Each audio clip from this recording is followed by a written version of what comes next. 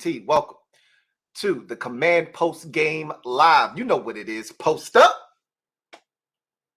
Take command. I, of course, am your Commander-in-Chief, Louie Tee. Thank you for joining me. Preseason game number 1 almost in the books. Roughly 3 minutes and some change left. Browns have the football. Washington up 17-9. Really nothing left to see in this particular ball game. The delay kind of, pushed back all of the excitement that we had built up. But it was worth the wait. I enjoyed the game thoroughly. Good to see the fellas out there running around. A lot to talk about. Was not the cleanest performance, which I didn't expect. Glad to see the Browns played a lot of their starters for the most part in this game. So we did get a good barometer early in the ball game. And I love that they left the starters out there, continued to let them get work in, and they were able to work out some of the kinks. And so I want to start tonight by saying that this might have been the worst announced game I've ever heard in my life. And I'm so glad we don't have to sit through 3 of these goddamn games with B. Mitch and Chick Hernandez. This shit was awful, okay? It was not broken. They did not need to fix it, okay? I was perfectly fine with Kenny Albert and Doc Walker. I don't know why they decided to change the team, but this shit was awful. Like, this is the worst shit I've ever heard in my life, and I'm not bullshitting you. They didn't know anybody's name. They're charging shit to people's accounts that didn't belong. Like, the first drop of the game, or I don't know if we had any other drops in the game, but it was John Bates. And they charged that to Cole Turner's account, okay? He called James Smith-Williams, John Smith-Williams. He called Chase Young, Chase Daniel. I mean, I can go on and on and on with all of the F-ups. Jeremy Reeves made 2 excellent tackles. He's charging that to Percy Butler's account. Who is this guy? Get him off my goddamn television, and I don't want to see this dude again calling a goddamn game, okay? And B. Mitch, poor B. Mitch, is just going along with it. He doesn't know, and Chick is serving up wrong name after wrong name, and B. Mitch is just going along with it. Get both of their asses off my damn television screen. Shit was horrendous. That said, let's talk about the game itself. So, one more. They said Charles Leno had 2 holding penalties. No, it was Andrew Wiley twice. What are you watching? So, I actually thought the game started well. I mean, Sam was sharp early, had a big 3rd down run for a 1st down, showing the wheels and the athleticism. He would showcase that throughout the night, getting out of trouble, throwing on the move. I thought Sam showed a lot of good stuff early on, and he was rolling on that first drive, okay? Nice little completion to Curtis over the middle, nice little stick route to Cole Turner. He was in rhythm. Ball was coming out quickly. I actually liked the protection on the first drive up until the corner route dropped by John Bates. Perfect throw. There's nobody around. And I want to cut John a little break. It's wet. Catch the goddamn ball, John. I'm not the biggest John Bates fan to begin with, right? In terms of pass catching. I like John as a blocker and all of that good stuff. I'm not the biggest John Bates fan as a pass catcher. So that shit doesn't really, jive with me. It really frustrates me. But Cole Turner, we're going to talk about him because I got a long list of shit that I want to talk about tonight. And he's one of the items that I want to talk about. But I thought Sam was sharp early on that drive. A lot of people are going to probably have something to say about those first 2 possessions. I thought he was good. And it was that holding penalty by Andrew Wiley and the drop. And I would have felt a lot better had John Bates caught that ball. And then we had the holding penalty. At least I can say in my mind, okay, nice completion. We would have been plus territory, all that good stuff. But you drop that, even if it's no holding, it kills the momentum. He's wide ass open. You got to catch that ball. It's a perfectly thrown football. What are you doing, bro? So that halted all the momentum on that first drive. We were moving the football. And then we went backwards, and then, you get a sack, and then, that drive implodes at that moment, and you have to punt. That was disappointing, but it looked good. I thought the protection was solid there. And I thought actually that drive was moving in the right direction until the holding and the drop and all of that good stuff. So then the second drive, first of all, let's go to the next thing. Andrew Wiley had a rough go of it early, okay? he had the holding penalty on the first drive that really pretty much killed that drive. You know, you go from, excuse me, 2nd and 10 to 2nd and 20, and yeah, the rest is, you know, history. That drive went nowhere fast. You had an opportunity on the screen. A block wasn't executed. It looked like last year's screen, right? Like, but this, I can say this with so much conviction. And I told you guys this. It's good to see it come to fruition on a television screen in my face. We are much more athletic up front on the offensive line. That is not up for debate. And a great example of that was a toss play. I think it was late in the first quarter to Brian Robinson Jr. that kicked off that long drive that Sam Howell, that third drive that was fantastic that we'll get to in a second. But it was a toss play, and those linemen got out there, man. Leno went and mopped the dude up. You had Gates and company down the field. I mean, it was beautiful. Thing of beauty, okay? And it went for like 12 yards. So we can see that the offensive line is much more athletic. It's not even up for debate. But unfortunately, Wiley struggled early. And on the holding penalty in the end zone, he just overset. He opened up the gate. Now, I talked about this. 40% of the battle is mental. You know what I mean? Getting an offensive lineman to think you're going to do one thing. Wiley was looking for speed on the outside. He opens the gate up, and in comes Zadarius Smith. Says, "Oh, don't mind if I do." And he took the inside, and Wiley was that whole gate was open. It was nothing he could do at that point. Either I'm going to give up a sack, or I got to hold him, and he held him. So it's unfortunate that he gave up that penalty and the safety. He cleaned it up on the next possession, but that was a rough start for him, and we're going to need him to be better. That shit's not good enough. But again, it's early. I'm going to continue to preach that. I actually thought it wasn't that bad of a performance. A lot of y'all are probably jumping off the deep end with the offensive line. I didn't think it was a bad performance by the offensive line at all. Sam had a lot of time to throw tonight. Even when the Browns had their starters in initially, there was one play where Sam, I think the one that he took a sack on, you got the running back wide open in the flats. I'm like, Sam, just get it to the running back immediately. Like, and I'm pretty sure they're going to get to him and say, Sam, the running back's out of the flat right there. Just get it to him, you know? But I thought the line wasn't that bad, honestly. Andrew Wiley cleaned that shit up, and I think we'll be fine. Let's talk about the defense. So after the punt, the defense comes on the field, and it was some shoddy defense. We about to get into this real quick because the defense was not good on that drive. And we've had problems in the past with mobile quarterbacks, and I get it. That's a tough assignment for the very first game that you're going to go out there.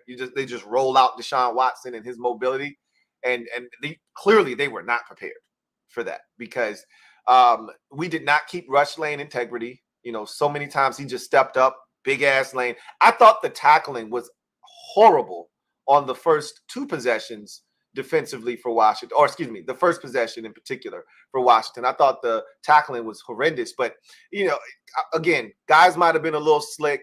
I thought that the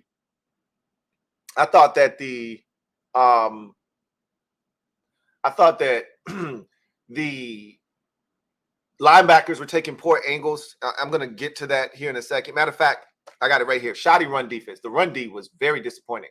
And when you play a 4-2-5, the numbers don't support you being successful in the run game, which is why you got to bring that safety down, right, into the box. But we're going to have to be more effective in stopping the run. If you're going to play a 4-2-5, guys are going to have to win. Linebackers are going to have to be more aggressive coming downhill. And they were aggressive, but I thought they were over-aggressive, and they were shooting gaps. They were playing behind blocks. So instead of Cody Barton, and there was one play in particular, touchdown, they're going to go for 2 to tie this game up or what? And I had a feeling they was going to score to tie the game up when Jake Fromm threw that damn pick. Boy, he stinks. I can't stand Jake Fromm ass. So I thought that there was one run when they gave it to the receiver out of the backfield. Cody Barton took a poor angle. He took the wrong gap. He went behind the play instead of going out in front of it, and he didn't get there. If you're going to shoot that gap and you're gonna play behind a block, essentially, you better get there. And he didn't. and it opened up a lane, and it ended up being a big play. Let's see if they can get this stop on the 2-point conversion.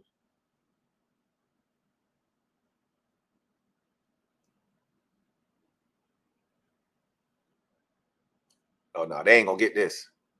How you fall down, bro? Yeah, they ain't going to get this. So, and then there was another play where I believe it was Jamin Davis took a poor angle. The linebackers, I thought, were taking poor angles, and they were getting beat off of it. And we were giving up too many yards on the ground. I was not happy with the run defense. Deshaun Watson got loose a few times. The rush lane integrity was not there. And so the pass defense wasn't terrible. But, again, we could have been so much better against the run. Shooting wrong gaps, taking poor angles. The tackling was not great. So that's going to have to be cleaned up. But it was a good test. And they didn't even have Nick Chubb out there. I'd shudder to think what it would have looked like if he would have actually been out there, right? Anyway, Chase Young got a stinger on that first possession. So he actually almost got to Deshaun Watson. But as a wise woman once told me, almost doesn't count. Almost doesn't count. And so that's the shit we've been singing. Same old song. All right. Yeah, I don't want to hear about almost getting there. Get there. And Watson got away, got a first down. So he left the game with a stinger. He looks to be fine. I've seen him on the sidelines, dapping dudes up, being the same old Chase. I don't think anything's necessarily wrong with him. Just being precautious. It's the preseason. You feel something abnormal, get him out of there. That's exactly what I think they ultimately did with him. And then next thing on the list, so they get all the way down to, first of all, I thought the Browns head coach, Kevin Stefanski, was asleep because I thought that first possession, that was a touchdown. When he dumped it off to the running back out of the backfield and he caught it, I didn't see his knee down. I thought he was in. I would have challenged that shit. What the hell? Why not? Every angle that I saw looked like he was up and the ball crossed the goal line, but he didn't challenge it, and it proved to be a mistake. Third down and goal from the one. Forbes with a big play to scoop up the damn running back and dump him for about a 1-yard loss. That's a massive play. Everybody wants to talk about his frame, and good kudos to the Browns for kicking the damn ball off and not trying no onside kick. Don't nobody want no extra shit going on in no preseason game. So this one's in the books. Washington will hold on 17-15. So that's a big-ass tackle on the goal line on third down to bring up a 4th and goal. And then Taz with a big play. Keep your lid on, bro. We didn't have this conversation. You did the same shit against Tennessee last year. Should have picked up a penalty. Stop taking your damn helmet off in the field of play. I know your shit was sliding off. Put the bitch back down. You want to pull your shit off? Wait till you get to the sideline. Anyway, big-ass play by him. Track that shit backside. Make the play. And get off the field. A good goal line stand after a rough possession. They find a way to get off the field. So all's well that ends well. And so although it was not a great performance by the defense for much of that drive, when they had to buckle down and get the stop, they did. And so no harm, no foul. But a lot to clean up there. Excellent third drive by the offense. So, obviously the second drive was safety. Wiley got caught with his hand in the cookie jar. Good call. Definitely holding. Really disappointed. I thought that was going to be it for Sam, to be honest with you. And even if it was, I would have been okay. I thought he showed well in the 2 possessions that he played. I would have been a little bit disappointed in the offensive line, in particular because of the holding penalty. Really just Andrew Wiley. He was the culprit both times. So it would have really been him that I would have been a little disappointed in, but he sent him back out there. Brown still had some of their players out there. Most of them had come off the field, but they still had some guys out there, and we were able to move the football right down the field. 10 plays, 80 yards, 4 minutes and 17 seconds. Sam Howell was outstanding on that drive, utilizing his legs. There was a huge 4th down conversion that he rolled out, found Cole Turner. There was even a beautiful sprint right play where he finds Terry for a completion where I'm going, okay, EB, you in your bag already, midseason form. I love it. So showing off a number of things. You see Alex Armour getting some run early in the game as a fullback, even though they didn't hand it off. So a lot of wrinkles there. I'm telling you, I think Alex Armour is going to make this football team. I'm not saying. I'm just saying. But anyway, for the night, Sam Howell. Let's talk about my guy, Sam. All right. NHL. Y'all know what it is. The takeover begins tonight. 21 snaps, 9 of 12, 77 yards, 1 touchdown, 26-yarder to Jahan Dotson. We're going to talk about that here in a second. 1 rush, 8 yards. That was on a 3rd and 7. So that's, or 3rd and 6. So that's a huge run there. The pass to Jahan, a little high, but Jahan, and look, if that same pass was to any of the other receivers, Terry, Curtis, because Jahan's probably the most diminutive of all the receivers. If that passes to Terry, it's perfectly thrown, right? But Jahan is not the tallest guy in the world, but good thing he was able to get up there, stretch, corral the ball. Boy, he broke that defender off. They were wrong for putting a safety on him. Jahan, his eyes lit up. They got a safety on me. This is disrespectful. I got to break him off something proper, and he did. So Jahan makes the catch, breaks the tackle, gets in the end zone. Beautiful way to cap off the night. That was outstanding for Sam. I thought it was an excellent debut for him in 2023. If you went in excited, you have every reason to continue with that excitement. If you went in on the fence, you can convince yourself that, oh, that wasn't against the ones, whatever. You can do all you like. But I don't see how you come away unimpressed with Sam. I just don't see how you're not impressed with what he put forth. The mobility, the throwing off schedule, the creating things out of nothing. The throwing on the move to the right. I thought he was fantastic.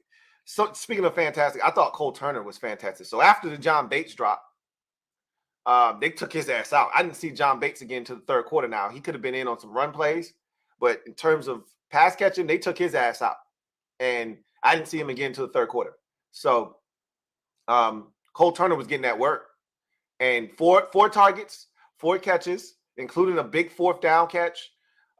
There was a shallow cross that Sam put out in front of him, but it was a little low. And he went and caught it all hands, plucked that bitch, and kept on running. I thought Cole Turner was fantastic. That's the shit we signed up for last year. That's the shit we got excited for last year as a 5th-round pick that they told us about.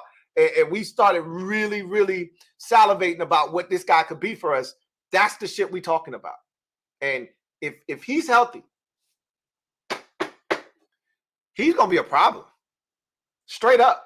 His athleticism, and I get it, Logan's didn't play tonight, and Logan's going to be probably getting a lot of those same targets. Look, this is the opportunity that he needs. This is the same shit that happened last year when Amani Rodgers opened the eyes in the preseason. And I told you, Cole Turner's having a spectacular camp. And this was a carryover from that. Like, even when Logan's healthy, there's going to be some opportunities for Cole Turner. I was super impressed with him tonight. Byron Pringle, the next takeaway, Byron Pringle is wide receiver 5. And I told you that already. I said, I think we got 5 guys. 6 is up for grabs. But he had the deep ball catch. Brian Pringle, and he's a core special teamer. He's a wide receiver 5. I think he's got that locked up already. And he was in the game relatively early. As soon as Jacoby came in, Byron Pringle was in. So I think he's got that thing locked up as long as he's able to finish camp healthy. Once again, he's going to be wide receiver 5, I believe. Kaz Allen opened the game on kickoff return, right? And then he was on the 2nd punt return of the game. So the 1st punt return was your boy. Yeah, Dax Milne back there, baby. And Dax stepped out of bounds. And then there was another punt later in the game where he, elected to let it land in the field of play and then ended up bouncing into the end zone, which was the right decision. But Kaz Allen had a punt return that was called back. That was very impressive. He had a couple of returns. Again, I think they really want to like Kaz Allen. They're going to give him every opportunity back there to field these kicks, to make a statement, to try to make this team. Dax had a nice catch. It's going to be, that 6 wide receiver is going to be interesting because I don't see them keeping a 7th. They've done it before, but I don't see them doing it this year. It's going to be interesting to see what happens. right with that situation. But I thought C-Rod, Chris Rodriguez Jr., I thought he looked impressive tonight. He ran hard, made some good cuts, finished runs physically. He was downhill. I like what I saw out of him. So, he gives you a third back in the mix. And we already kind of knew what we were signing up for when we drafted him. But it's good to see it on the field, right? Also, I thought Jacoby Brissett looked like Jacoby Brissett. Bad pick before the half. He just threw it up for grabs. It was like a punt, but you didn't need that in that particular situation. But that next drive after the drive that Sam took the offense down the field and scored, his first drive of the game, fourth possession for Washington offensively, he walked it right down the field. Some beautiful passes, including the one to Byron Pringle, and then he takes it himself into the end zone. Jacoby looked confident. He looked comfortable.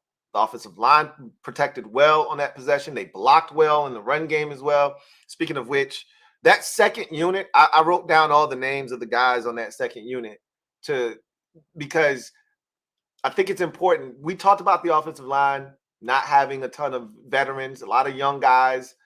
You can't be relying on young players who aren't ready as backup interior offensive linemen. You want veterans in those spots. If you think you're in a position to try to win, and we think we're in a position to try to win this year, you can't be relying on young boys who aren't ready. So the backup offensive line looked like this from left to right. Cole Luke was at left tackle. Aaron Montero was at left guard. Tyler Larson was at center. Nolan Laufenberg was at right guard, and Trenton Scott was at right tackle. And keep this in mind. I need you to remember this. There was no Sadiq Charles tonight, right? So that forced Chris Paul into the starting lineup. Now, whether Paul wins that job or not, whomever's not starting is going to be in this second unit. Keep that in mind.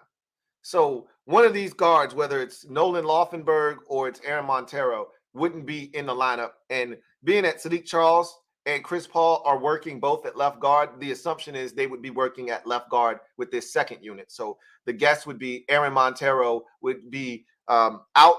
Maybe he goes over to right guard, or maybe Nolan Laufenberg stays there. But just keep that in mind when we start talking about this offensive line and we start talking about backup positions and we start looking at trying to get a group of 10 for the roster. When we start talking about final roster, just keep in mind who's on that second unit, because a lot of these dudes are probably going to be on the team.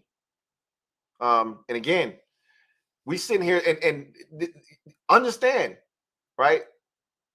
If you don't show a lot of Ricky Stromberg, if you don't show a lot of Braden Daniels and nobody else sees them, unless they love these guys coming out of college, you don't show a lot of these dudes in the preseason and there's not a lot of tape, nobody's checking for your stuff a lot of times because they trying to retain their stuff.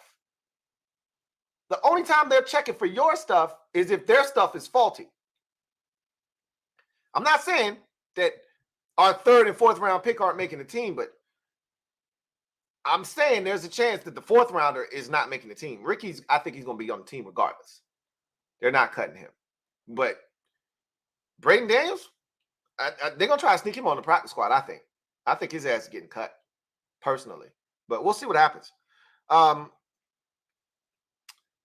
De'Ami Brown, Jeremy Reeves, James Smith-Williams, I thought all played with confidence tonight, man. Jeremy Reeves was flying around the field, man. Hope his mama wasn't watching this because they were trying to give all that man shine to Percy Butler. Speaking of Percy, nice interception. He tried to drop it, but good interception. And nice return after he picked that thing off, before the half. But I thought De'Ami had a nice sideline catch. He was playing with some confidence, man. I could tell De'Ami looks like he's poised for a big year this season. Jeremy Reeves, again, flying around. We know he's a core special teamer, but he was playing some confident safety tonight, coming up, making a lot of beautiful tackles immediately, too. And I thought James Smith-Williams, he had a sack. I thought he played well, Thought he really, really played well, put pressure on the quarterback multiple times, got a sack. I thought Andre Jones Jr. looked good, and I thought he looked better than KJ Henry. So I may be eating a bit of crow there, and I may have to offer up a 00 down the road because I did the same thing with Cam Curl. He made the team, and he's a core player now. And I cursed Andre Jones's name when we drafted him, and KJ just was out there, and Andre was around the ball a ton. So, and last note for me, Joey Sly is one step closer to locking up this kicking job. He was perfect on the night. Attempted an extra point, attempted a field goal, made both kicks, and they were relatively easy kicks where you saw the swing was easy. The ball, there was never a doubt on either kick. That both of them looked good. And Badgley's extra point, it always looks like an adventure with him. So Joey Sly is the guy. And I've said this already. It's his job to lose anyway. He's been the better kicker in camp. And he's going to be the kicker for this team when the season starts. So all in all, I thought it was a solid performance for week 1 of the preseason. It's right about what I thought we would get. A little disappointed in the defensive performance, but I'm glad they got work. I'm glad they didn't get this false sense of we made it. They got worked by a mobile quarterback. And, Ron has preached to them over the years, rush lane discipline, not rushing past the quarterback. Well, we saw a lot of that shit tonight. Get it out of the way now. Get coached up and be better when we get to the regular season, because we got mobile quarterbacks in this division, in case you didn't know. Daniel Jones can run. Jalen Hurts can run. Dak Prescott can run, okay? And if you're not ready, we will get cooked by these quarterbacks who are mobile. So we're going to have to be much better in collapsing the pocket, having better rush lanes, and keeping that rush lane integrity, because it was not good tonight. Anyway, solid performance in a 17-15 victory. Let's get to the comment section and see what you guys have to say. Frankie gets us started off tonight. Thank you for the super chat. Greatly appreciate you. Thank you for being a member of the MOBB, who writes, want to give a shout out to the coaches, probably EB, for keeping the offensive starters out there until we had a good drive. Now, when we get home, we have tape of the good, bad, and the ugly. I want to second that. And let me see. I'm pretty sure the first super chats were not at 11. So I know somebody has sent me something on X. You see how I did that? I called it X. Yeah, proud of myself for that. So let me go in here and see if I can track these down. All right, here we go. Yeah. So this first one is from my guy, Christopher McLaughlin. Thank you for the super chat. Greatly appreciate you. Thank you for being a member of the MOBB, who writes, hey, Lou, hope all is well with you and the family. Likewise, Chris, as always. Really appreciate that. How much of Howell's talent, ability, and ability to adjust in-game and intangibles will be impacted by the concern of the O-line? And how much do you expect the enemy's game planning to help, and why? Well, you saw a little bit of that tonight. His ability to extend plays, get out of there when he didn't like what he saw. And actually, there were a couple of plays where he bailed when the pocket was clean, the protection was good, and he just didn't like what he saw, and he didn't want to force something. And so he got out of there. But I thought, for the most part, he showed his ability to extend plays, the run on third down, the throw to Cole Turner on a fourth down, extending that play. I love the sprint play that they called to the right, or that they got to Terry. I thought he did a really good job of extending plays tonight. I was sick to my stomach on the one that got tipped on the what was it? What possession was that? It was the third possession. It was going to be, that was the third down. Gibson was open in the flats. AG would have had the first down. Ball gets deflected. There's nothing you can do about that. It's a great play by the edge rusher there. But that brought up the fourth down, and then he extended and found Cole Turner. So I think his talent showed tonight. Good arm talent, wet night. So the ball's wet, and he was able to grip it with no issues, fling it, spin that thing with ease tonight. I thought he made quick decisions for the most part. I really like what I saw. And I think the intangibles, the ability to shake off a bad play. We saw that last year against Dallas. Throws a bad pick in the end zone and comes back and I thought played a whale of a ball game, right? So and you saw that again tonight. The safety, that's not his fault, right? But comes back, has a phenomenal drive on the third drive of the game, and able to just continue to make things happen. And then I like the game call. I know they didn't game plan tonight, but I love EB's play calling, right? Like I thought it was a good balance tonight of under center, shotgun. I mean, they're so bad. The announcers were so bad. Chick Hernandez is talking about power eye. Deshaun Watson is in the damn pistol formation, and he's talking about the power eye. What are you talking about, dude? Get these clowns off my damn television set. Anyway, I think Bieniemy is really going to do wonders for this offense. Just watching it tonight, I was like, okay, we gonna be problematic. Like, and obviously we didn't game plan. This is gonna be fun. Christopher McLaughlin, thank you for the super chat. Greatly appreciate you. Double up. Thank you for doubling up. My guy Chris writes, hey Lou, how much do you expect to see Del Rio implement one linebacker and 5 in the secondary to be able to play as many of Forbes, St. Juice, Fuller, Martin, Curl, and Forrest at once, and why? I don't think you're going to see, I don't think you're going to see Martin. Like tonight showed he's got a ways to go. He struggled a little bit tonight, had the penalty. I didn't love that call, but it is what it is.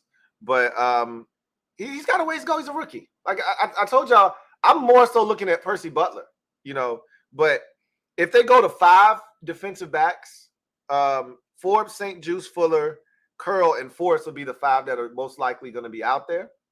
And if they pull off a corner to insert a safety, then you may be looking at Butler before you look at Martin. But we'll see. We'll see. It's early. You know what I mean? But I think if they pull off one of the backers, it's going to probably be to put another defensive lineman on the field to go to their Cinco package. But it's going to be interesting to see what they decide to do, because like for nights like tonight where you struggle to stop the run, they probably just go to the Cinco package to try to derail that early, to curtail it. So anyway, I digress. Thank you for those super chats, and thank you for, speaking of which, Trevor Patch, thank you for the super chat. Greatly appreciate you. Thank you for being a member of the MOBB. Thank you for holding it down. He says, DM'd you the early supers on Twitter/X, which is what I just read. Thank you so much, Trevor Patch, for holding me down. AJ Meehan, thank you for the super chat. Greatly appreciate you, my guy. AJ writes, I know it's only preseason, but here we go. That third drive when Sam finally had time got me hyped. Loved all the play calls from the first and second team O from EB. I thought EB was in his bag tonight. I mean, if that's any indication of what it's going to be, we are in for a treat this year. It's going to be fun. I can tell you that. And again, we didn't game plan. We didn't try to get freaky. You didn't do anything creative with Curtis or Antonio or none of that shit. We're vanilla, but even the vanilla shit looks more like strawberry and chocolate. Like we got some Neapolitan out here. It ain't just straight vanilla. You know what I'm saying? So out are the days, and gone are the days of the continuous mesh concepts over and over again. And in our creative looks, how many times did we go sprint last year? I can't remember many times. Okay. So just moving the pocket, not keeping the launch point the same, changing the address of the quarterback. I love it, and eventually we're going to see them run out of the I or strong, when they send him in motion and now your eye shifts to a strong set. Or if he goes in the opposite direction, now it's going to the weak side, right? We're going to see a little bit of that where they actually allow Alex Armour to lead block, because they had him do that a couple times a night, but they didn't run it. You know what I mean? They went play action. So look, a lot of y'all keep overlooking that first drive was going well until Andrew Wiley had the holding penalty and John Bates had the drop. That screen pass had a chance to go. If Nick Gates makes that block and he just missed it, it was just like it's a great play by JOK. Great play to get there to beat that block, because if he doesn't get that tackle, that screen is a problem. We got blockers out in front. So I thought the first drive and the third drive were well done. And I told you there was a period in practice where they were practicing, us with the ball on our own one, and clearly that was for this exact scenario, and we didn't handle it well in the game, which was unfortunate. I'd like to see them be a little sharper in those situations. But I was hyped too, AJ. I'm still hyped. You know what it is. John Perez, thank you for the super chat. Greatly appreciate you. My guy, JP, writes, Lou, man, I felt so bad for Chase. He wanted that sack so badly, and no block in the back or holding was called either. Howell looks the part too. I wasn't tripping about that. I need to watch that play in particular again, because it did look like he got held toward the end. But I just said he got there and he didn't get him down. But Deshaun Watson's a slippery dude anyway. It's not like he's an easy guy to sack. So it was a little disappointing that a lot of guys were getting there, but we couldn't get him down, and he would have all this space to roam and run, and that was frustrating. But I felt the same way about Sam. He looks the part, but this is not a surprise to me. This is what I expect from him. I told you, this dude is super talented. So, and we got the weapons. There's no excuse for him to not eat. If this, again, the biggest question for me isn't Sam Howell. It's the offensive line. And if they can do their job, we're going to be just fine. And I think they're going to end up being okay. Wiley's got to tighten up. That wasn't good enough. And but overall, I thought the offensive line was solid. Honestly, Sam had time for most of the night. AJ Meehan, thank you for the super chat. Greatly appreciate you. Double up. Thank you for doubling up. Who writes, Sip bald, Pringle making this team Dax cut. I'm glad you brought that up, because I meant to put that in my notes and I forgot. And I felt bad for Sip because he left the game. So one of his, I think it was the second hit he had that forced an incompletion. And he got up and he pointed to his shoulder. He already had a shoulder harness on, right? You could see it coming out of his jersey. So he already had a shoulder contraption already on. So that meant the shoulder was already bothering him. And he gets up and he celebrates, and then that shoulder was like, bro, you already know what it is. Chill, bro. And so then he starts pointing to his shoulder like, yo, somebody come get me. But he was too far from the sidelines. He wasn't gonna make it in time, so he stayed in the game. And then he came back on the next series. He made another hit and made another play, another incomplete pass he forced, and this time he had to come off. He was like, I can't do it. And I felt bad for him because he was playing his ass off. He was playing his ass off. So that's unfortunate. Hopefully he's okay and won't miss any significant time, because he's fighting for his roster spot right now. He's a core special teamer, but it's a lot of dudes at the cornerback position. Danny had himself a night too. I thought Danny was playing quality ball. Like, we know Danny's gonna make the squad, but even Castro Fields wasn't too bad tonight. I thought he had a couple of plays where he was right around the football. So I would love to see Sip continue to get work, and hopefully he's okay. But I was with you. He played really well tonight. Pringle is definitely making this team. I had already said that, though, when we went over the roster, when the unofficial Deppy came out. I said Pringle's going to be wide receiver 5. I've already got 5 on this team locked up. So I think it's about 3 or 4 dudes fighting for one spot, unless they decide to keep 7. But and Dax, I'm not ruling Dax out yet, man. I'm not ruling him out yet. They still throwing him back there on punt returns. I think he's still a quality wide receiver. Could you sneak him on the practice squad? Maybe you can. But I wouldn't be shocked if somebody snatched him up from you, because I think he could be a really good receiver, right? And somebody else might be like, to hell with Dax Milne, the punt returner. We ain't looking at him like that. We just want him for his receiving skills, and I think he can play receiver in this league. So I don't know if they want to do that. Trevor Patch, thank you for the super chat. Greatly appreciate you. Double up. Thank you for doubling up. Who writes, glad you called out the run D. Browns always seem to gash us. You're not lying. You never miss, man. In terms of things like that, they always get us on the ground. Killed us last year on the ground. Was it last year? Yeah, last year. Killed us on the ground. 2 years ago, 2020. What was it? 2019. 19 was Haskins. That was that. No, it was 2020. Haskins started the beginning of the 2020 season when we went to Cleveland. Killed us on the ground in the fourth quarter. Absolutely murdered us on the ground in the fourth quarter. So every time we see these boys, they give us work on the ground. But that's what you're talking about. One of the best offensive lines in football. Like after you get to after you get past Philadelphia and maybe San Francisco, those boys are right up there with Baltimore and some of these teams that'll just maul you. Tennessee, some of these teams that'll just maul you and ground you and pound you. Those boys are right there. They spent resources on that offensive line, and it shows. So I'm not shocked that they were able to have their way with us up front. Not shocked. Adrian Hernandez, thank you for the super chat. Greatly appreciate you. Adrian writes, Trevor, I broke that. We'll time out. Trevor broke. So I see y'all got to speak English here, man.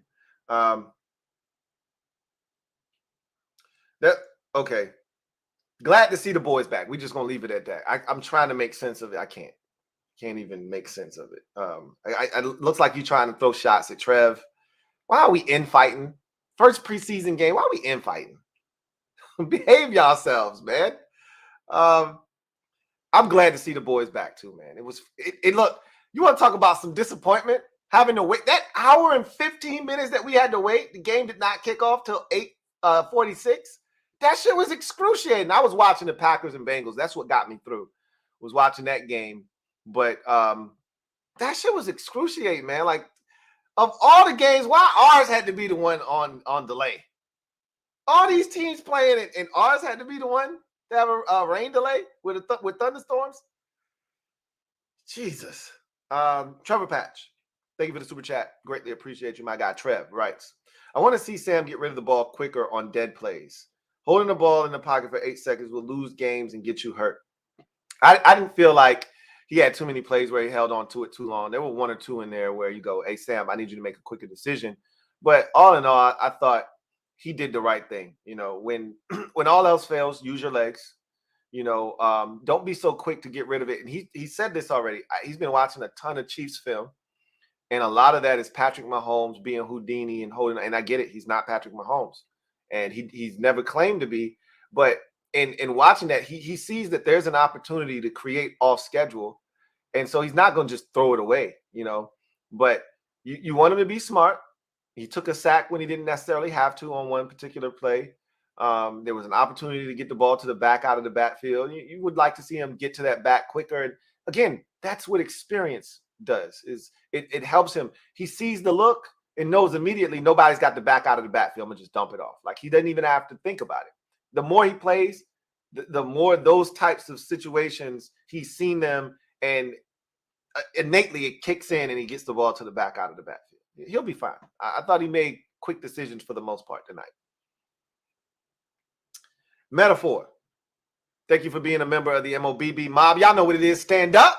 We in the building as always. Metaphor been a member for 23 months, almost 2 years. My guy Metaphor says, our boy SH14 doing some work with Jahan Solo, Lou. 2 years. Yeah, it's almost been 2 years, man. Doing some big time work.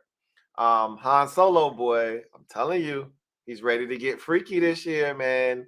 It's scary hours with these boys, man. I'm telling you. Han Solo, Terry, Curtis, Kurt Cole with the 4 now. Diami, Deuce.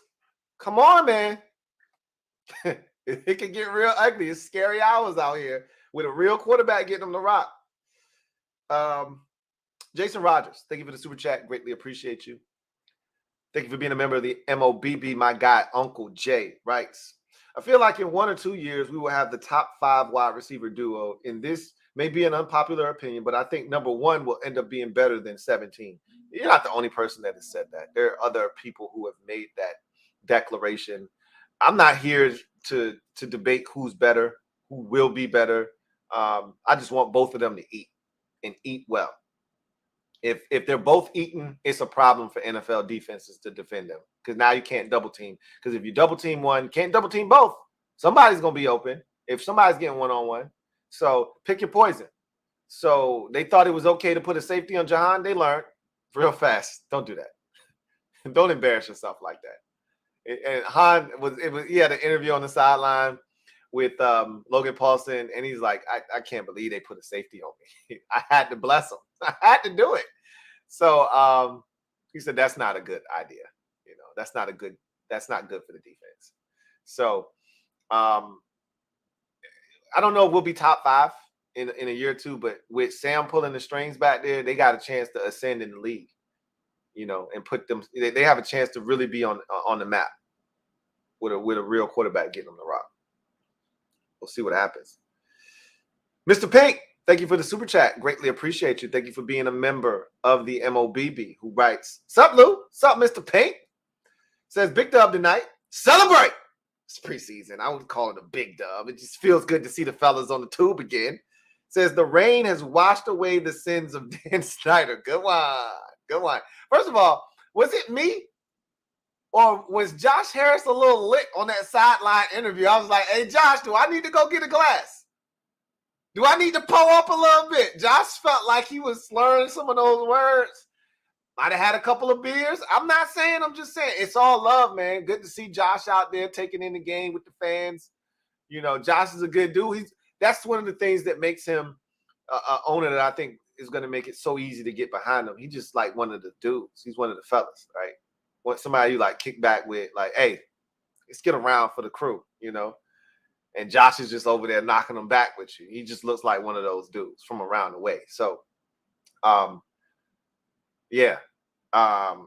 Praise the Lord, we look like a football team again, says Mr. Pink.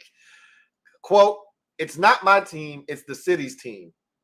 And that was from Josh Harris on that sideline interview when Logan Paulson said, "It's your team." And he's like, "It's not my team, it's the city's team." How can you not love Josh Harris, man? I'm telling you, man, that Commander's Log episode 6, pretty damn good. And you see him tonight and you're like, man, that's our owner, man. That, like, I said the same thing when Sam was on the sidelines doing the interview and the fan runs on the field and he's like, "Oh, it's a streaker." Like in the middle of the interview, he's like, "Oh, snap, it's a streaker on the field." And Sam's like all into him running. And even because normally you're not supposed to give attention to somebody that run on the field, right? They frown upon that. But Sam was all in. He was invested. And then he was like, "Oh man, he ain't make it." And then without losing stride, he comes back. "Yeah, man, Jahan's a beast, man." I said, "That's my quarterback. That's my quarterback." I was feeling the love, man. That's my quarterback. That's my owner. Yeah, I was claiming everybody tonight. Feels good. Feels good. Thank you for the super chat, Mr. Paint. Ethan Dykes, my guy E. Thank you for the super chat. Greatly appreciate you. Thank you for being a member of the MOBB, who writes, my broadcast buffered the whole time, Lou, and I missed a lot of time. Pissed me off. Really wanted to watch the boys. Game was fun, though. Football is back. Look, you were better off just watching it with no sound. Like, I really think that's what I'm going to do in that third preseason game. And, being that the starters probably won't be playing, at all in that third preseason game, I think I feel compelled to just watch it on mute after the debacle that was tonight. Like, they got to do something about that shit. That was the worst broadcast I've ever. And there have been some tough broadcasts in the preseason in particular that I've sat through and go, I wouldn't do that again. But they had it with Kenny Albert and Doc Walker. It wasn't broken. You did not need to fix it. Why? That shit was horrible. Horrible. Chick Hernandez called Eric Bieniemy Eric Bieniema. I mean, what are we doing here, bruh? What are we doing? They credited a tackle to John Ridgway on a play. He thought it was 91. It was like 51. It was David, man. I'm like, guys, you're killing me right now. This is getting out of hand now. Like, I was losing my shit. You didn't miss nothing, Ethan, from that standpoint. But the boys are back in town. Feels good. Feels good. Feels good. My guy, JP, thank you for the super chat. Greatly appreciate you. Double up. Thank you for doubling up, JP, who writes, you know football is back when Lou pisses on the trash play by the play-by-play crew. LOL. That boy Forbes is a million times more physical than Gonzalez in New England, too. Look, that was a great tackle down by the goal line, and I don't think Gonzo is doing that, but I think they're both going to be really good football players, you know. But it was so good to see. I told you, the physicality, everybody wanted to just point to his size and question his face. I'm like, what on tape led you to believe that this man doesn't want contact, isn't physical, and isn't willing to put his body in the mix? What on tape showed you that? Because I saw the opposite. I saw a dude that wanted to smoke, that was looking to get in there and throw his shoulder and his hat in there and be physical. So I was proud of him on down by the goal line, coming in there and making that play. That was big time. Big time. Yeah, football is back. And that play-by-play was horrible. All right, horrible. Adrian Hernandez, stand up. You are in the building. You know what it is, mob. Show our guy, Adrian Hernandez, the newest member of the MOBB, some love. So glad to have you on board, Adrian. Looking forward to chopping it up with you. The boys are back. Adrian, welcome to the squad. Glad to have you. Red Wing 01, thank you for the super chat. Greatly appreciate you. Thank you for being a member of the MOBB. My guy, Red Wings, writes, always good to get a dub. Sets the tone, validates the hard work, but also shows where improvements are needed. That O-line, especially Wiley, was less than inspiring. Also hope Mathis and Eifler are okay. Eifler looked like he was fine. I didn't even think he went to the blue tent. I know your boy went to the tent, though, 45. I'm blanking on his name right now. But that was a vicious hit, too. Whew. I'm like, y'all really trying to kill the quarterback. Like, seriously. Like, one of y'all couldn't have said, hey, I'm going to let him have it. You know he about to slide. What are we? Even if you'd hit him, it's a 15-yard penalty. Like, bro, what are we doing right now? Y'all are trying to decapitate each other.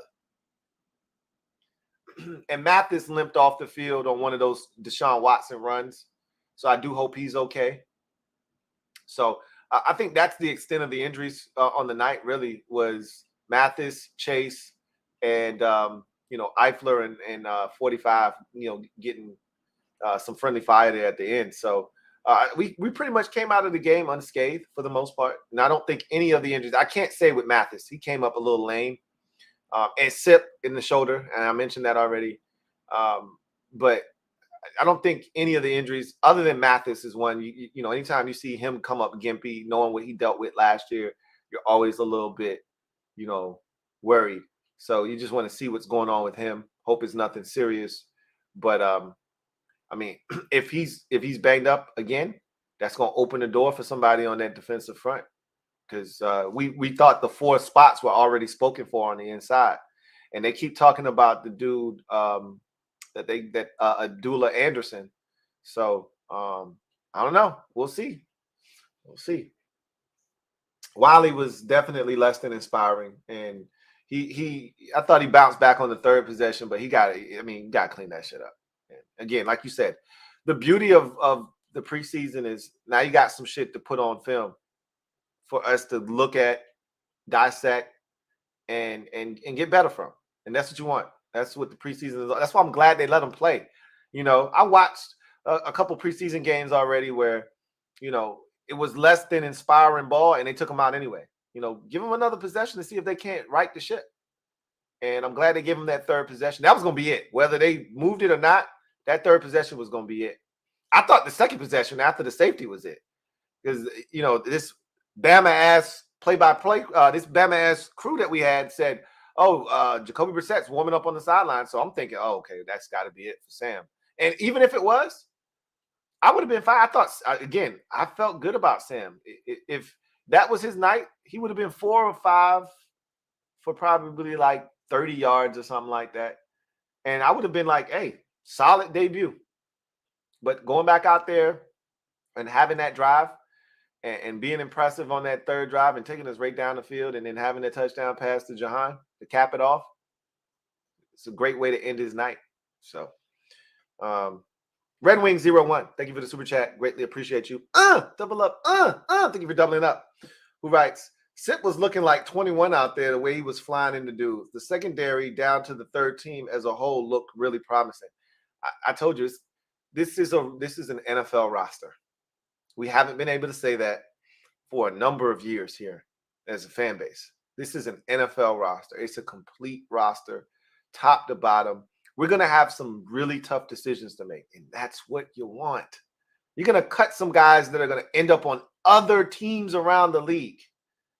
Think about that. What a concept. Generally, we cut a guy. We don't bring him back. He may latch on somewhere else, but more likely than not, he's out of the league in a year or two. Or done, period. And you see him playing in the USFL or something, or the XFL, right? You're going to cut some dudes, and they're going to end up finding work elsewhere. And they may end up playing well for somebody else. Real talk. Like, it's some good football players here. Robbie Witherall, thank you for the super chat. Greatly appreciate you. Robbie writes, disappointed in the D-line in the first. What are your thoughts? Thanks for what you do. Can we all donate super chat or cash app? Let's go! Appreciate you, Robbie. Yeah, I was disappointed, and I pointed that out already. Really disappointed in the not just the D-line. I thought it was the linebackers too. Not getting in their proper fits, not getting off of blocks. Remember, that's what the Seahawks said about Cody Barton, and that wasn't just him not getting off blocks, by the way. And I like his aggressive approach, but be aggressive in the right gap. Find the ball carrier. Again, if you're gonna go behind the play, you better get there. And he didn't. And that's how Elijah Moore got outside and got out the gate. You're supposed to close the gate, and you went behind it, and he was able to get outside. So, we got to be better up front, stopping the run. It was not a good effort at all. And again, that's a top-notch Cleveland Browns offensive line you're going up against. But no excuses. We fancy ourselves as being this dominant group up front. All these first-round picks, and all this conversation surrounding this defense, make it happen. When you're going up against one of the better units, well, we feel like you're one of the better defensive units in football. Show it. And they didn't show it necessarily on that first possession. Jamal Hamlin, thank you for the super chat. Greatly appreciate you. Thank you for being a member of the MOBB, who writes, we back, Lou. Who's Whitaker, though? LOL. Look, man, when you get down to the back end of the game and you get to the fourth string dudes, it's going to be a lot of those guys out there. I think that's a corner, though, Whitaker is. But look, you know what it is when you get into the fourth quarter. You know what time it is. First of all, can I say this too? Mitchell Tinsley is a ball player. He went up and made that catch. And did you see what he was saying after he made the catch? He said, man, this is too easy, man. Too easy, man. They got to get him some more run. I need to see him a little bit earlier in the game because Mitchell Tinsley is a problem. I really want that dude to make the rock. If you cut him, you're not getting him back, I don't think. I'd hate for him to end up going somewhere else, blossoming and saying what it could have been here. He looks legit. Straight up. That move he put on that safety, he widened him, gave him a little shimmy, some head and shoulders, gave him some dandruff, went inside, climbed the ladder, got the football, came down and said, that shit too easy, man. That shit too easy. Nah, it's too easy. I like that, dude. Red Wing 01. Thank you for the super chat. Greatly appreciate you. Who writes, I feel for anyone with Jake Fromm throwing to them. How they supposed to put that tape out with the ultimate noodle arm check down merchant? I told you I was so disappointed when I saw that he was the third stringer, and then Ron keeps mentioning him, and EB mentioned him. I'm like, y'all actually like this clown? Why? I mean, it is what it is. Again, he should never see the field. So, and again, he shouldn't make the team. And nobody's going to fight you for Jake Fromm. No one's going to poach him from your practice squad. He's safe. So we're only keeping 2 quarterbacks. So I'm not tripping. The only way that I'm beside myself is if something happens unforeseen. I'm going to just say some unforeseen circumstances befalling our quarterback position, and you're one play away from this clown being in. And now I have a problem because shit's over if he gets in the game. Shit's over. Derek B, thank you for the super chat. Greatly appreciate you. Thank you for being a member of the MOBB. My guy, Derek B, writes, O-line is trash. Poor run and pass blocking plus penalties. Sam, thumbs up. I don't think they were that bad tonight. There were moments where, like, I feel like if you went back and watch it again. If you go back and watch it again, you'll see that Sam had time on a number of snaps. A lot of times when he ran and vacated the pocket is because his initial reads weren't there and he didn't like what he saw and he held on to it a little bit longer than he wanted to. Then the play called for him to hold on to it and he got out of there. But the protection was really good. Like, I think there might have been, I'll say 3 snaps where there was immediate pressure and the O-line didn't do their job. And 2 of them were Wiley. And they were both holding penalties. I thought the run blocking wasn't great early on in the game. And you'd like to see the running backs maybe make a guy miss. Antonio Gibson had a shotgun carry where he gets outside on a gun run. And there were 2 defenders, to his credit. He made the first one miss, but he couldn't get away from the second one. If he breaks that tackle, man, that's got a chance to be a big run. And again, as a running back, sometimes it's BYOB, be your own blocker. And, you know, sometimes you got to make a dude miss. And he didn't make a miss. So,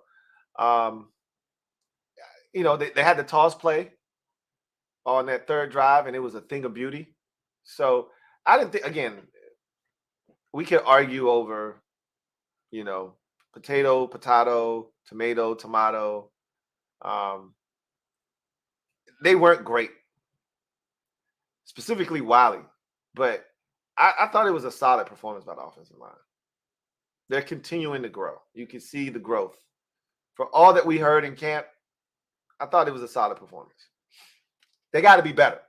I don't want you to think that I feel like this is satisfactory and that this is good enough. No, it's not. They got to be better.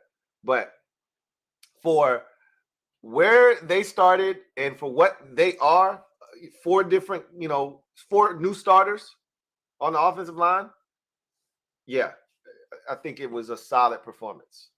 Solid. With a lot of room to grow. Robbie Witherall, thank you for the super chat. Greatly appreciate you. Double up. Thank you for doubling up, Robbie, who writes, do you play fantasy? If so, who already picking up? No, I don't play fantasy football. Not a big fantasy fan. And you know what? I've talked about my disdain for fantasy football because it's not real football, and it puts you in some tough spots sometimes where you have to root for a guy that may be playing against your team. Like that's just goes against my entire fandom. However, another reason that I probably don't play is because I'm ultra competitive, and as much as I would try to downplay it, like I don't care, if I started playing, I would probably get really serious, and I'd get pissed off, and I got enough shit going on. I don't need to get hooked on something like fantasy football, and I've played before, so it's not like I've never experienced it. I know what it's like, but I know me, and I also know that I don't want to put myself in a position where I need this player to come in and torch my team, but we still win the game. Like, that's bullshit. And now you're asking me to choose my fantasy team over my favorite team that I root for. Like that's called a conflict of interest, one that I'm not interested in being a part of. So, nah. But I mean, if you need some fantasy advice, I can help you out. Jason Fios, thank you for the super chat. Greatly appreciate you. Thank you for being a member of the MOBB. My guy Jason writes, "What up, Lou? What's up, Jason?" Says football. Yes, yes. Lou, still don't know about those starting tackles. Nervous. Howell got something. Optimistic. Yeah. That again, that's been my question, my biggest question mark of the offseason is the offensive line. My biggest question mark after leaving this game is still the offensive line. Nothing has changed. Okay. Wasn't overly impressed with the defense, but they'll be fine. I already told you before we got to camp, I'm not going to believe anything that I'm being told about the defense until I see it. You guys know how I feel about the defense. I feel like when we play better competition, this defense doesn't always rise to the occasion. So until I see it, we saw glimpses of it last year. And there are times where they step up, like against Brady in 2022. Was it 2021 rather? When they dominated the Bucs in that game. Didn't see that coming. Last year, Aaron Rodgers wasn't good last year. But hey, we did our part to make sure that he wasn't good. But also, they did their part to make sure that they weren't good in that game. It wasn't like we did anything special, right? So I told you I got my doubts about this defense. They're going to have to prove it to me. And they didn't quell any of my concerns with their performance tonight. So, but above all else, I think they're going to give us a chance to win, even if they're not dominant. It's up to the offense to cash in on those opportunities. So I'm putting the onus on the offense to step their game up. But I've already said, if this defense wants to be taken seriously, they got to take it to the next level as well. And that what we saw tonight was not the next level, clearly. Ethan Dykes, thank you for the super chat. Greatly appreciate you. Double up. Thank you for doubling up. Ethan writes, by the way, Kemp was so close to making that nice catch. That was a dope-ass grab. Even though it didn't count. First of all, the body control and the footwork, even though he barely didn't get that toe in, when I first saw it and I thought it was a catch, I was like, God damn, Marcus. Shit. I'm like, these boys out here playing. You had, Byron Pringle make a nice catch. You had Jahan make a nice catch. You had Diami make a nice catch. Cole Turner was stepping up. And then you got Kemp coming out and making a grab like that where he's got to contort his body and still get his feet down. Like, man, these boys out here playing, man. They're not playing around. And then, Tinsley makes the catch, and I'm like, we got receivers. We got a lot of stuff, man. Like, straight up. And you know what? It's a really good ball by Jacoby, too, to give Marcus Kemp an opportunity to go up and get that thing. And that was a really good ball to Byron Pringle as well. Like, I thought Jacoby played well. Like, we're in a really good spot. You keep hearing them say we really like our quarterback room. I do, too.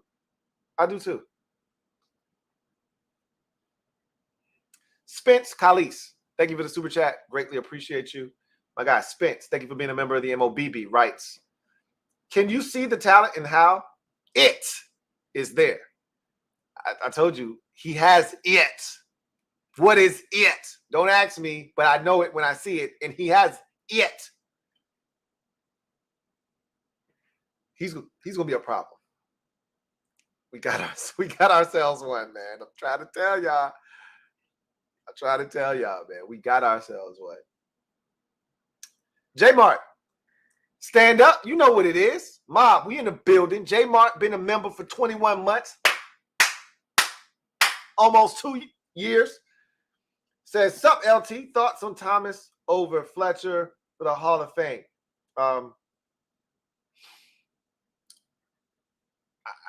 made the comment when Zach Thomas got in. Like, is he really a Hall of Famer? I thought he's a really, really good player, but Hall of Famer, not really sure about that. But hey, he's in. It is what it is. I can't knock the hustle. He's a really good linebacker in his career. I don't think London Fletcher is a Hall of Fame player. I've said this already. He's got great numbers. And, his argument is if you put my numbers up next to Ray Lewis, they're very, comparable. But I just always say your numbers were cool, but you were never looked at as one of the best in the NFL. I mean, it took you like 15 years to make your first Pro Bowl. And again, I know the Pro Bowl isn't a great barometer, but you need those to get into the Hall of Fame. You can't be a 3-time Pro Bowler getting into the Hall of Fame. You better be a 3-time All-Pro, not a 3-time Pro Bowler. You should have 7 or 8 of those under your belt. You're trying to make it to the Hall of Fame. And again, I know it's a popularity contest. He wasn't on the best teams here in Washington, but it wasn't just Washington. He was good in Buffalo. I know he wasn't on the best teams in Buffalo. He was with the Rams. That was the greatest show on turf. He's on some good teams then. At the end of the day, London's career is really good. Same way I felt about Zach Thomas. I don't think Zach Thomas should have been in the Hall of Fame. I don't think London Fletcher is a Hall of Famer, but that's just me. But eventually, he might get in. And if he does, I'll be happy for him. But I think the Hall of Fame is supposed to be for the elite of the elite. And I think they're just letting guys that were really, really good in. And that's unfortunate. Quentin Ruiz, thank you for the super chat. Greatly appreciate you. My guy, Quentin, writes, finally, it feels good to have ballers that are second and third stringers. Feels good to catch up with the league. Also, happy first game without Danny Boy. It was funny. It was kind of surreal because Nikki Javala tweeted that out before the game. Like, this is going to be the first game that Daniel Snyder doesn't own this franchise in over 2 decades. This is the first game of this century. And you go, wow. It kind of hits you a bit. And then, of course, it rains and it gets delayed and you're like, ugh. But it felt good, man. It felt good to see Josh and the crew out there, Ian and all of those boys taking in the game. Even though the elements were less than ideal, they still were out there, getting it in. So it felt good, man. And like you said, it just feels good to have a real NFL roster. We've been imposters for so long, but now we actually got a real NFL roster. Quentin Ruiz, thank you for the super chat. Greatly appreciate you. Double up. Thank you for doubling up. Who writes, do you think there's a chance Jahan can surpass 17? Yeah, absolutely. Absolutely, he can. But again, that's a healthy competition, and that's a healthy debate. And if we're having that conversation, it means both of these boys are playing top-notch ball, and that's what you want. But until he physically takes the throne away from Terry, it's Terry's show, right? He's the number one. And you know what you really want is you want 1A, 1B. That's what you really want. You want to be arguing over who's the number one. And I want to be like, hey, both of them number ones. So we'll see. We could be having that conversation as early as this year. We'll see. Trevor Patch. Just so you know, I'm riding with my boy Terry, though. I'm riding with my guy Terry. Trevor Patch, thank you for the super chat. Greatly appreciate you. My guy, Trev, writes, catch the rest on playback. You doing preseason film? I don't think I'm doing preseason film. But maybe. If I have time. Haven't really had a ton of time. But if I get a chance, I might jump into some preseason film. Why not? We'll see. I'll just say no for now. But I won't rule it out. Appreciate you, man. Derek B, thank you for the super chat. Greatly appreciate you. Double up. Thank you for doubling up. Who writes, EB had to mask the poor O-line play. Forbes goal line, strong emoji. All right, flexing emoji. So, but did you hear what you just said, Derek B? The fact that you had a play caller that could take the offensive line's deficiencies and mask them is a statement in itself. because we haven't had a guy that could do that the last 3 years. Last year in particular, when this line was failing us and we knew what it was, we had an offensive coordinator that couldn't do anything to combat that. He couldn't circumvent the issues of the offensive line. And so it became a bigger issue, and it crippled us for about a 3 or 4 game stretch there early in the season. The fact that EB can make adjustments and show you different looks in the first preseason game, no less, you got to feel good about that. I mean, you don't love the offensive line play, but you got to love the fact that the OC could adjust. Got to love that. Got to love that he moved the pocket. Okay, yeah, they're not having the most success. Let's move the pocket. We didn't even get into boots. We didn't even get into any misdirection for real. We didn't get into anything extravagant. And you still looking like, yeah, that was some good stuff right there. And then that Forbes goal line play, as I mentioned, that shit was beautiful. You know, they didn't throw it your way. You didn't get any work in that regard. Make them feel you another way. That's awesome. Frankie, yo, thank you for the super chat. Greatly appreciate you. Double up. Thank you for doubling up. Frankie, yo, writes, it was so refreshing seeing offensive adjustments happen before we're down 21-0. Right side O-line getting beat, come out with a great toss to the left, bring in Bates to help block. Just so nice. And you know what was funny was I was talking shit about the right side or the left side of the offensive line. Like, hey, you know, they've been struggling a little bit. The right side's, you know, gelling and having all this continuity. And Cosby played well tonight, just so we're clear. I thought he played really well. But I was talking all this trash about the left side, and I was propping up the right side, and all the pressure came from the right side tonight. All of it. So left side did really well. And then, like you said, they ran that toss. It was gorgeous to the left. Oh, my God. It was nice, Frankie, yo. I agree. It's good to see some adjustments being made on the fly. You know, okay, having some issues. Let's move the pocket a little bit. Let's go. And you know, this West Coast offense is going to be a lot of short passing game anyway. So it's not like they got to go and change what they want to do to accommodate a line that may not be top notch. Hey, we're running our offense anyway. Ball's supposed to come out quick anyway. So, and Sam's only going to get better. This line, I think they're going to get better.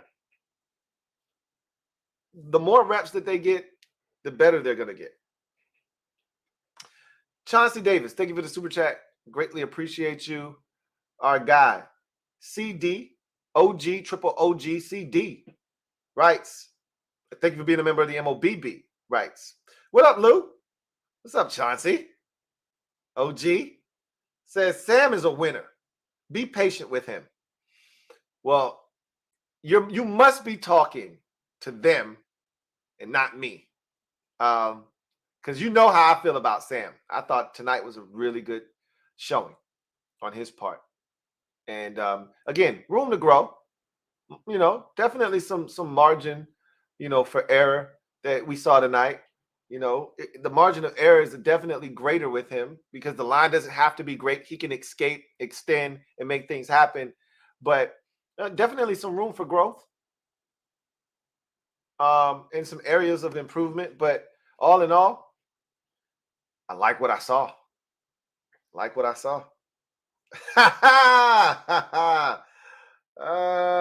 There's a good one. Carcucci.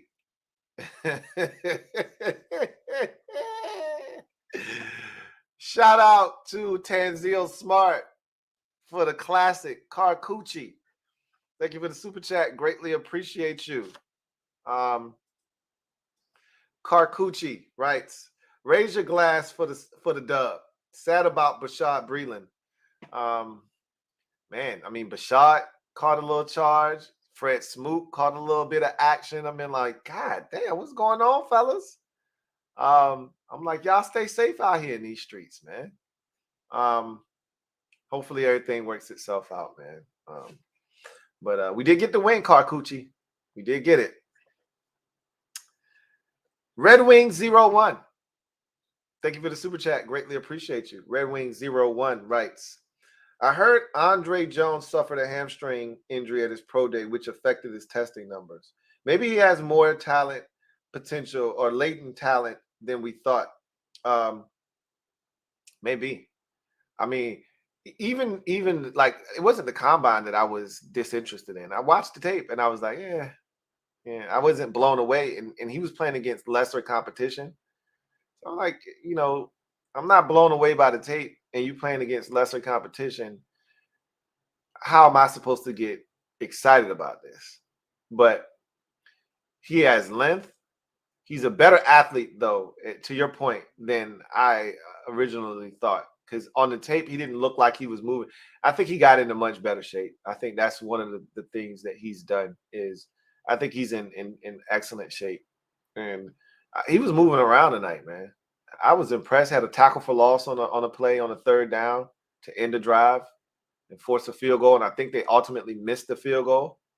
I thought he was exceptional. And again, that field goal was no good by about 2 yards to the right. We win the game by 2 points. That tackle for loss was probably like a 3-yard loss. Like it's little plays like that that can change a game. You know what I'm saying? I thought he was really active tonight. KJ Henry's got to step it up because Andre Jones is definitely right now the more active of the two. Now I will say KJ Henry had a tackle on special teams, and he seems to be the more active on the specials, which is huge if you're trying to make the team. But because let's be honest, Andre Jones isn't getting a ton of work at defensive end, and I think I'm gonna have to offer up probably a double loaded to Casey Toohill, because he's gonna make this team. He was out there early, and I thought Casey was active tonight. He had a good tackle on a play out on the perimeter that could have been a problem if he didn't get there. So Casey's on the squad. I was tripping. I got excited because we drafted a couple of dudes. We traded up to get KJ. I got excited, and I'm tripping. FA's back. They're going to bring the whole squad back, and they may add one more dude. But if they go 5, we know the 5. I was tripping. Red Wing 01. Thank you for the super chat. Greatly appreciate you. Red Wing 01 writes, C-Rod and Gore showed some juice too. Kaz at RS. What's RS?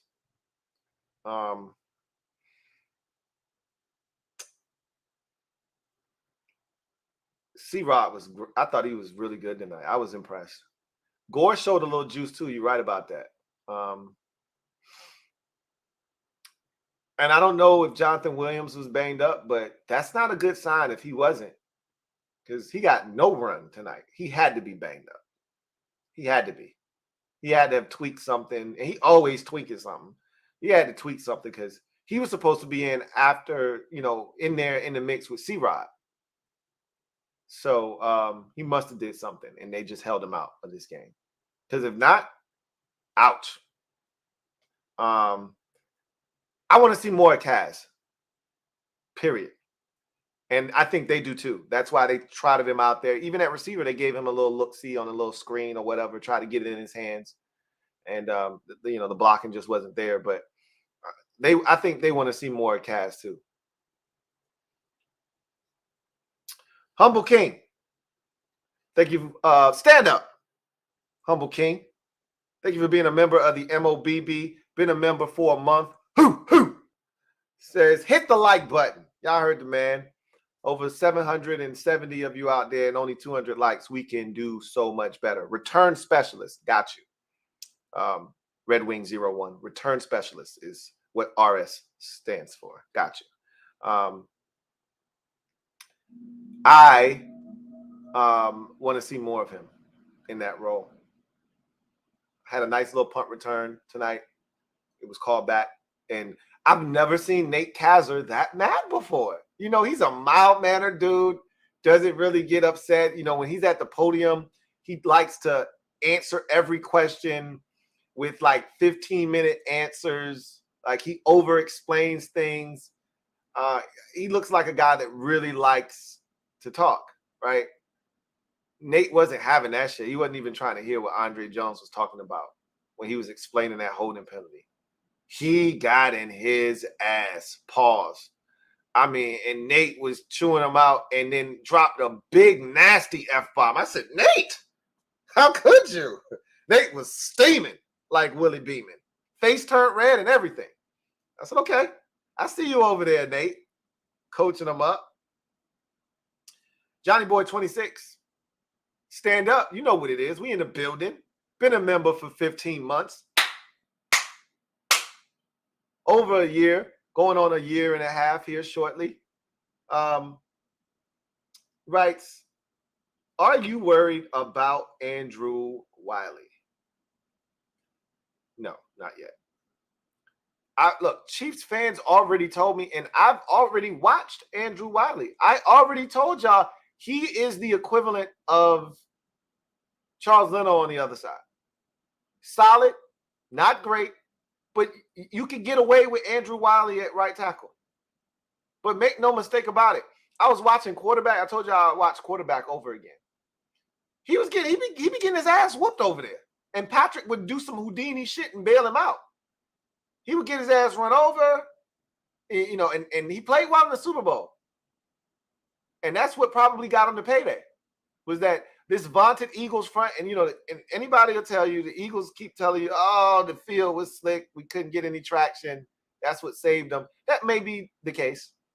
The field might not have been the best in terms of the condition it was in, and it wasn't conducive for the pass rushers to do what they do best. But he held up and got him a payday. I'm not worried yet, but he's going to have to be better. But again, I knew what we were signing up for. Again, when you go shopping, and I told y'all this, when you go shopping on the bargain rack, you go shopping in the bargain bin, you can't be upset when you wash that item and you put it in the dryer and the shit shrinks, or some of the letters come off, or it starts to fade. And you're like, only wore it once. Bro, it had a pink tag for a reason. You're going to be hard-pressed to find a quality, like upper tier starting tackle that you can get for $21 million. Don't kid yourself. We put a Band-Aid on something that needs surgery. So at some point, you're going to have to start investing, like high draft capital. And I think we've done enough with, you know, with all the talent that we've acquired at various positions. We've done enough defensively. You know, we got to retain, you know, one or two of these defensive ends, because you have no defensive ends under contract after this season. Casey Toohill, James Smith-Williams, Chase Young, Montez Sweat, all, F.A. Obata, all are on the last year of their deals, respectively. So you're going to have to keep some of these dudes, right? But I think we've put ourselves in a position with the talent we've acquired that we can spend a first-round pick on an offensive lineman next year. I think we've put ourselves in that position. But no, I'm not worried about him yet. William Lee, thank you for the super chat. Greatly appreciate you. Thank you for being a member of the MOBB. My guy, William, writes, I've often inquired if Terry is our number one, or if our number one option at wide receiver. Dotson is him. A lot of people are, you know, feeling that way. And again, I'm not here to pit those two against one another. I don't give a shit who's making the plays. I just want the plays to be made. And I know both are fully capable. And that's a great position. Again, I know this isn't a great comparison, right? But Bengals fans love T. Higgins. They want him back. They think he's a phenomenal receiver. We know he's not Jamar Chase. Chase is clearly the best receiver. But you want to have a discussion where you go, or even the Eagles, we could bring it closer to home. Family member. A.J. Brown, really good receiver. Devontae Smith is just as good as he is. And I would argue maybe even better than A.J. Brown. You know? I went back and I don't need to get into that. The bottom line is they're really good. And, you could argue 1A, 1B over there. That's all you want is you want two dudes where you go, hey, pick your poison. We have a much tougher time with Devontae Smith than we do A.J. Brown. So I like the setup we have and the room for growth that exists. William Lee, thank you for the super chat. Greatly appreciate you. Double up. Thank you for doubling up. Who writes, I hate when I see QBs running through the middle of our defense. You and me both. But again, that's when that rush lane integrity isn't kept intact. That's what happens. And when you got a mobile quarterback that's slippery like Deshaun Watson, it could get ugly real quick.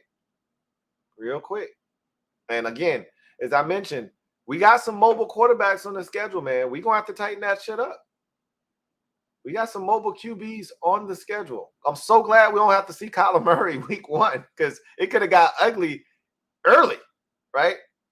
But we got some mobile quarterbacks on the docket early in the season. Like, I don't know if Russ is still running around anymore. Last year, he looked like he wanted no parts of being mobile anymore. So I don't know about him. But Josh Allen in week 3, he'll run that bitch on you real quick. We know Hurts will run it on you in week 4. So, it's going to come. And Ritter, he'll run it on your ass. I think he's somewhere in that week 5, 6 range. Daniel Jones is right in that mix somewhere, week 7, somewhere in there. Like, hey, we got mobile quarterbacks on the schedule. So we're going to have to tighten that shit up. For sure. Just Andre, thank you for the super chat. Greatly appreciate you. Thank you for being a member of the MOBB, who writes, Martin had up and downs. I just hope it doesn't turn into a Minka situation. Sip surprised me. I wanted him cut. Cash should make this team over Dax. Yeah, Martin, look, it's his first career NFL game. These are the rough, these are the growing pains that you're going to endure as a young player. You're going to have a welcome to the NFL moment. And he looked at times, he looked out of sorts at times in the speed of the game. Look, this ain't the Big Ten no more. All right. You're no longer playing against Purdue or Minnesota. Okay. Like, now all these dudes fast.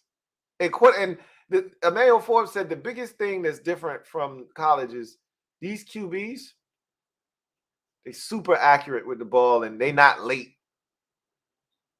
And Quan Martin is finding that out. Like, this shit move quick. And these QBs are putting the ball out in front of dudes. So he'll be all right. Sip had surprised you wanted him cut. Sip looked good tonight. I was pleasantly surprised as well. I never wanted him cut because he's a core special teamer, but I wanted him to go out there and compete. But he looked good. And again, last year was his first year in the system, adjusting, coming from college. Again, it's not the easiest transition to make. The athletes are much better. So he made the transition. Second year in the system, much more comfortable. He played physical tonight. And that was his MO coming out of college. He's a physical corner. He's still not the most the fleetest of foot.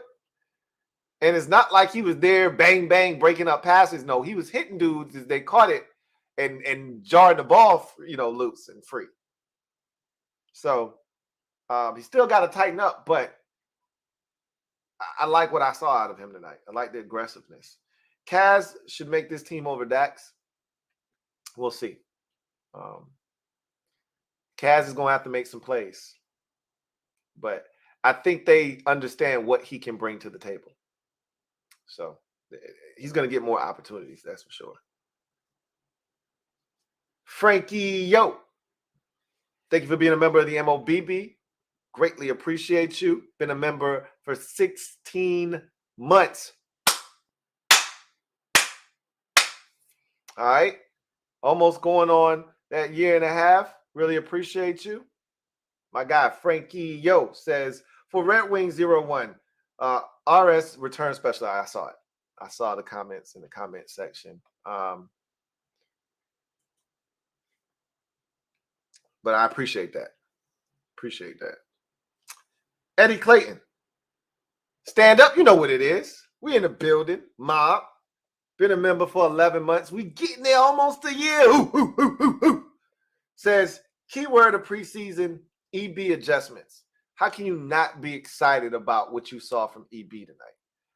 If nothing else, my two biggest takeaways, Sam looked good. EB looked even better. That's how I felt coming away from this game. Really impressed with those two in particular. So you gotta love that. Daily grind.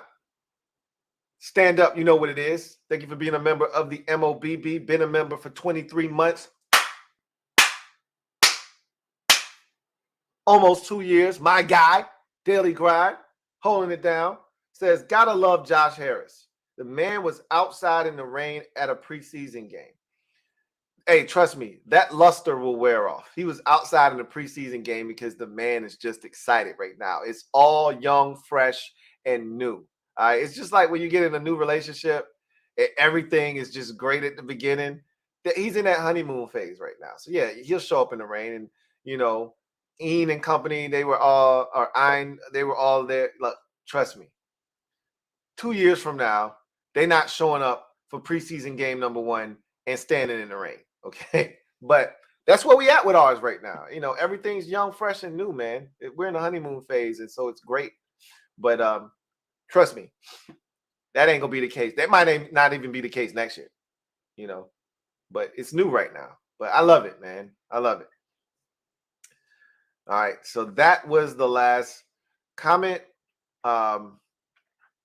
That was a fun game. It took a while. Had an hour and 11-minute delay, or 16-minute rather delay. But when we finally got on the field, I thought the fellas showed well, for the most part. Again, it's what you expect. It's preseason ball. There's going to be some bumps in the road. It's not going to be perfect. That's why you play preseason. That's why you put your players out there. Some of these teams, I'll never understand why you keep your guys in bubble wrap. Nope, you don't want them to get hurt. They can get hurt anywhere. You can get hurt anywhere, doing anything. Put your guys out there.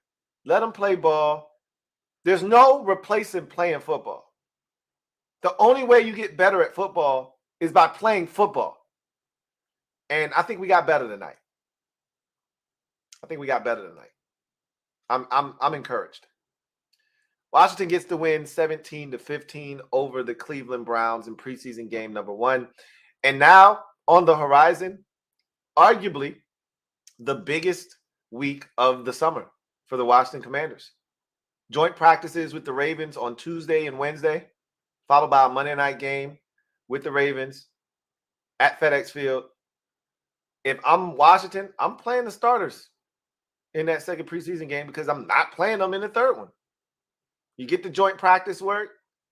And again, depending on how much work you get in, I really believe because the game is Monday and the game isn't Saturday, they have enough time after those joint practices to ease up on the players and get them ready to play the Ravens, whomever they put out on the field. Get your starters out there and get some work in. Preseason game number 2. And then let the young fellas have game 3. And start preparing for the Arizona Cardinals in week 1. You should be doing that after this Ravens game. You should be preparing for the Arizona Cardinals. So I'm looking forward to this week. And this week I think this is the week you hear that Sam is the starting quarterback. I think he goes out there, he plays well, shows well, handles the Ravens defense, and we solidify the quarterback position. That's the hope. But promising start. I was really pleased with most of what I saw tonight. Defense has some work to do. Offensive line has some work to do. But all in all, solid debut for the 2023 Washington Commanders. So we'll have much more on this and the upcoming week of practice with the Ravens and more as we get to next week. Plenty of more ball going on There were probably like 6 other games tonight. There'll be, 5 more games or so tomorrow, and then another 3 or so on Sunday. So it's plenty of ball, plenty of action to keep that football Jones you got going on, and satisfy that itch you got. But the boys are back. Man, that was a sight for sore eyes to see the fellas back. And you know what? The Berg on Berg is crispy. We don't usually win with them on. I still don't know if we won a game with them shits on. Lost to the Giants last year with the Berg on Berg. Lost to the Titans with the Berg on Berg. I still don't know if we won. This is going back to when we were the Redskins and we wore Berg on Berg. I don't know if we've ever won with them shits on. Straight up. That's real talk. So even winning a preseason game with them shits on is big, because we don't win with them shits on. That felt good too. Anyway, I digress. That's going to do it for me, your man Louie T, here on this post-game breakdown of preseason game number 1, Washington Commanders at the Cleveland Browns. Washington gets the win 17-15. Sam Howell, 21 snaps, 9 of 12, 77 yards, and a 26-yard touchdown strike to Jahan Dotson to cap off his night in 3 possessions of work. I'll see you guys next time. Take care. God bless. And good night.